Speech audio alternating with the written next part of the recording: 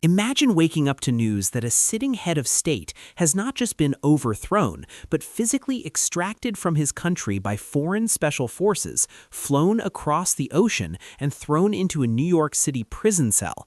Now imagine the superpower responsible for this turns to the new interim leader and says, "Do what we want, or your fate will be even worse than the one who came before you."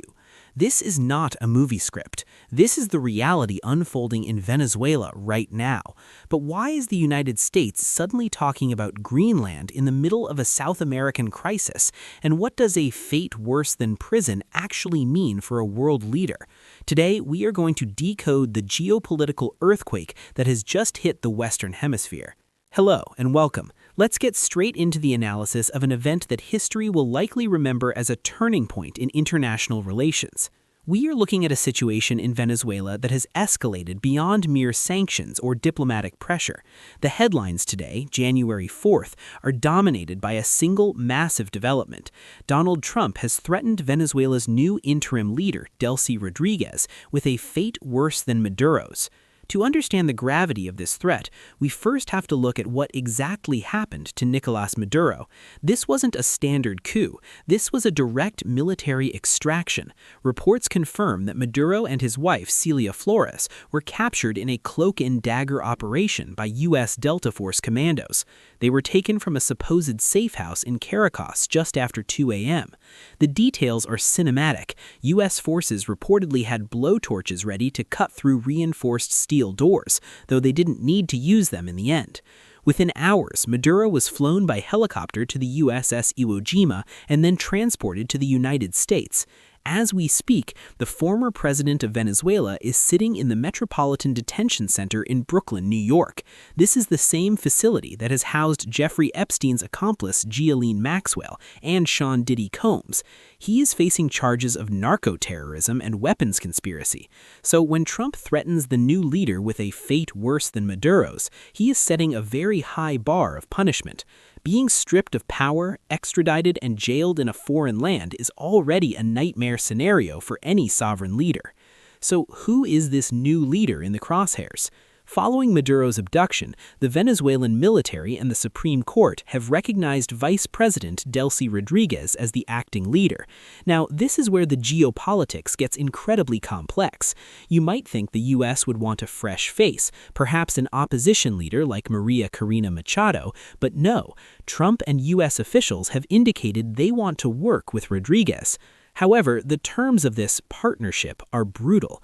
In a telephone interview with The Atlantic, President Trump explicitly stated that if Rodríguez does not do what's right, she will pay a very big price, probably bigger than Maduro's.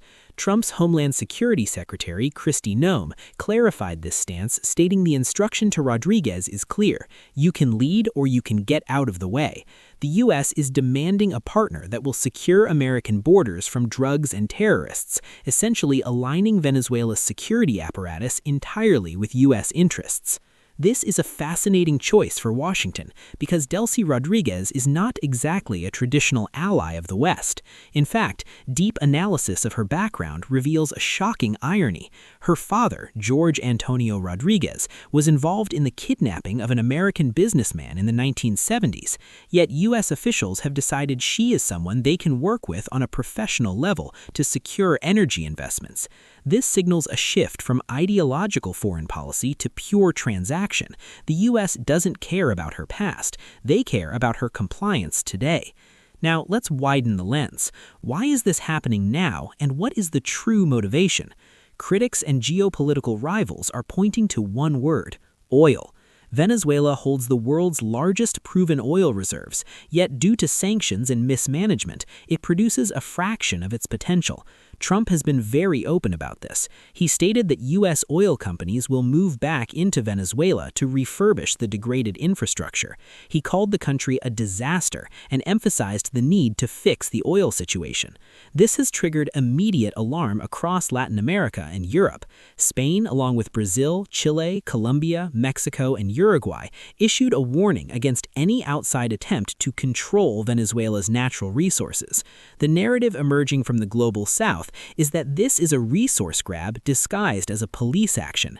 Even Russia's Dmitry Medvedev commented that Uncle Sam's main motivation has always been simple: other people's supplies. But here is the twist that no one saw. This is the deep analysis part you need to pay attention to. In the middle of discussing Venezuela, Trump brought up Greenland. Yes, Greenland.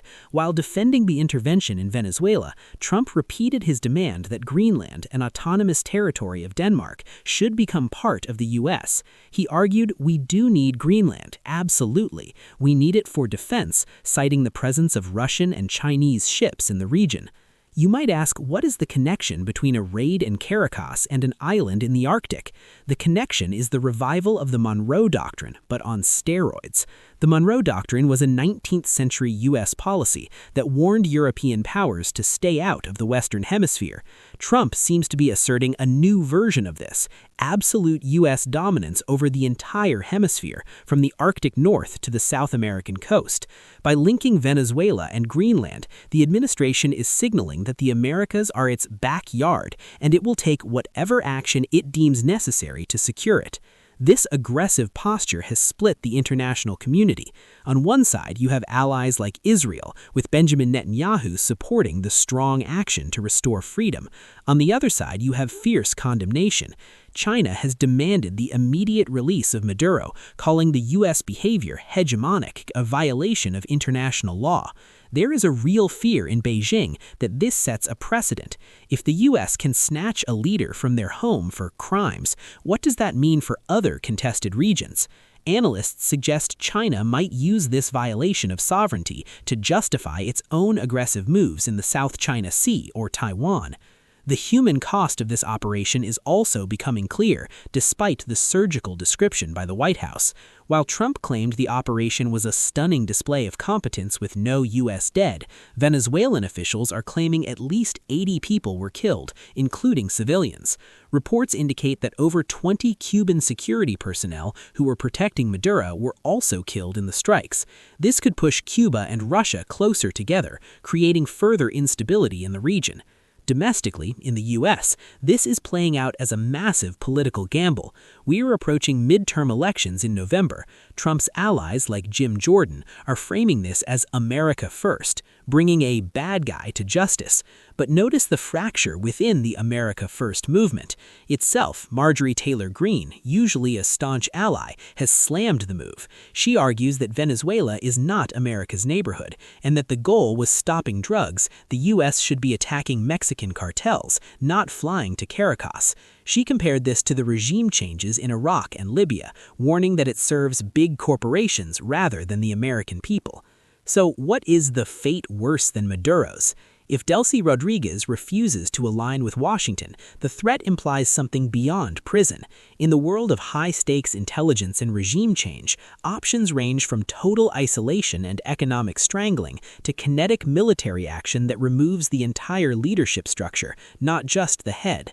The U.S. has made it clear they are ready to use multiple levers of leverage. The airspace restrictions over the Caribbean have expired, flights are resuming, but the message has been delivered. The U.S. Navy is in the water, the commandos are ready. To conclude, we are witnessing a redefinition of sovereignty in the 21st century. The capture of Nicolás Maduro proves that for the United States, borders and diplomatic immunity are secondary to national interest and security enforcement. For Delcy Rodríguez, the choice is impossible: become a client state of the U.S. and face internal revolt, or defy the U.S. and face the full weight of the American military machine. The world is watching. China is taking notes, Europe is nervous, and the people of Venezuela are waiting to see if this transition brings freedom or just a different kind of control. I will keep tracking this story as the situation regarding the oil infrastructure and the interim government develops. Thank you for watching.